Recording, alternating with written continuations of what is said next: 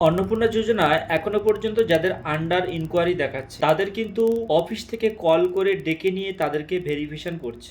তার কারণটা হচ্ছে তাদের ফর্ম ফিল আপ করার সময় অনেক সময় দেখা গেছে তাদের যে অন্নপূর্ণা যোজনার অ্যাপ্লাইং একটা অপশান ছিল ইয়েস আর নো, অনেক সময় তাদের কি হয়েছে ইয়েস অপশানটা না গিয়ে নো করা হয়েছে, সেই জন্য তাদের আন্ডার ইনকোয়ারি দিয়ে দিয়েছে। এখন অফিস থেকে তাদেরকে ডেকে ডেকে তাদেরকে সেই অপশানগুলো ঠিক করানো হচ্ছে। আগের একটি ভিডিওতে অনেকেই আমাকে কমেন্ট করেছিলেন যে আপনি না জেনে কথা বলছেন। আমি তাদেরকে বলছি আমি না জেনে বলিনি। এই ভেরিফিকেশান করছে এরকম একজন আমার নিয়ারেস্ট রিলেটিভ আছে, আমি তার সঙ্গে কথা বলে দেখেছি যে বিশেষ করে এই সমস্যাগুলো হচ্ছে।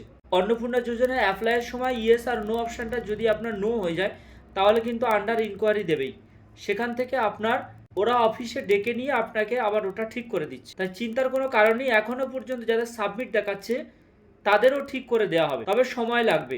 আগস্ট মাসের 1-2 তারিখের মধ্যে অনেকের অ্যাকাউন্টে আবার নতুন করে টাকা ঢুকে যাবে যারা এখনো পর্যন্ত টাকা পায়নি। আর আপনারা আপনাদের স্ট্যাটাসটা চেক করে দেখুন যে ওরা আন্ডার ইনকোয়ারি ফেলেছে কি রিজেক্ট করেছে, সেটা আপনি চেক করে দেখুন। দেখার পরে যদি তাও না হয় তাহলে আপনি আপনার পঞ্চায়েত বা বিডিও অফিসে যোগাযোগ করতে পারেন। ওখানে যে অফিসাররা ভেরিফিকেশন করছে ওরা কিন্তু আপনার ওই ডকুমেন্টস দেখে যদি কোনো প্রবলেম থাকে ফর্ম ফিল আপ করার সময় সেটা ঠিক করে দিচ্ছে বা ঠিক করে দিতে পারবে। ওরা ওদের কাছে সেই অপশন বা এডিটিং অপশন দেওয়া হয়েছে। তাই আপনাদের কাছে অনুরোধ করব যারা অযথা টেনশন করছেন বা চিন্তা করছেন তারা অফিসে যোগাযোগ করুন, পঞ্চায়েত অফিস বা বিডিও অফিসে। ওখান থেকে আপনি গিয়ে কথা বলুন, আপনার ফর্ম ঠিক হয়ে যাবে। আগামী আগস্ট মাসের মধ্যে কিন্তু আপনার টাকা ঢুকে যাবে। আর এরকম নিত্য নতুন আপডেট পাওয়ার জন্য চ্যানেলটাকে প্লিজ ফলো করে রাখবেন।